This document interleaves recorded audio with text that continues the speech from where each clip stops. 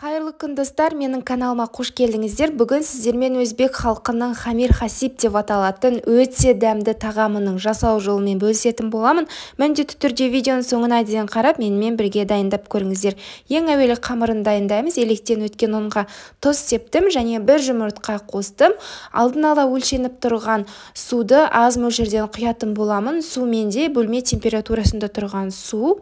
Судың барлығын қосып жіберген жоқпын. Аз-аздан қасықпен араластыра отырып, бірнеше бөлікке бөле отырып құйдым. Әрі қарай қолмен араластырып, жақсылап жұмсақ қамыр илейтін боламын. Егер сіздің қамырыңыздың суы көп не аз болып кетсе, азғантай су құйып немесе ұн қосып жіберсеңіз болады.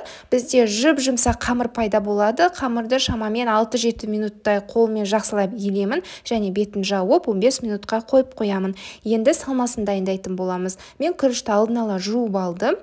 Осы күрішке ыстық су құйып, ыдыстың бетін жауып, шамамен 15 минутқа қойып қоямын. Барлық керекті заттардың мөлшері видеоның описаниесінде жазылған.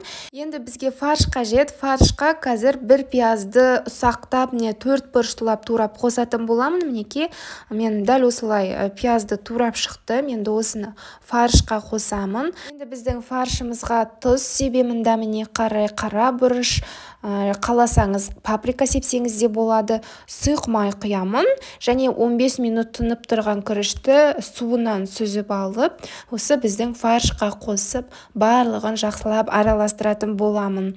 Неке осымен біздің салмамыз дайын. Енді біз қазір қамырымызды жазатын боламыз оқтаулап. Дәл мантыға жайған қамыр секілді азғантай ұн себе отырып, дөңгелетіп, жұқалау етіп қамыр жаятын боламыз. Біздің тағамымыздың дәмді болуы негізінен осы қамырға да байланысты. Сондықтан да қамырды жайған кезде, дайындаған кезде аса мұқият болу керек. Мен осылай жұқалау етіп жазып алдым. Енді дәл мантыға бөлген секілді етіп, қамырды бірнеше бөлікке бөліп шығамын, осылай 4 бұрышты етіп. Енді осы әрбір бұрышқа біздің салмамызды салып шығамыз, бірақ салманы осылай видеодағыдай қисығынан салып шығуымыз керек. Енді дәл видеодағыдай біздің хамир хасибтарымызды орайтын боламыз. Негізі бұл хамир хасиб жүзім жапырақтары секілді жасалынады. Жүзім жапырағын қалай ораймыз, сол секілді қамырды да солай орап шығатын боламыз. Сіздерге түсінікті болу үшін тағы да бір көрсетіп жіберейін. Ең әуелі екі жанын немесе бастапқы басын бекітіп алып, орап әрі қарай осылай пішін беретін боламыз. Дәл осылай біздің хамир хасибтарымызды дайындаймыз. Енді май жағылған ыдысқа, осындай манты пісіретін ыдысқа біздің хамир хасибтерімізді салып, осы манты пісіретін ыдыста шамамен 40-45 минуттай пісіріп аламыз. Енді біздің тағамымызға арнап тұздық дайындайтын боламыз.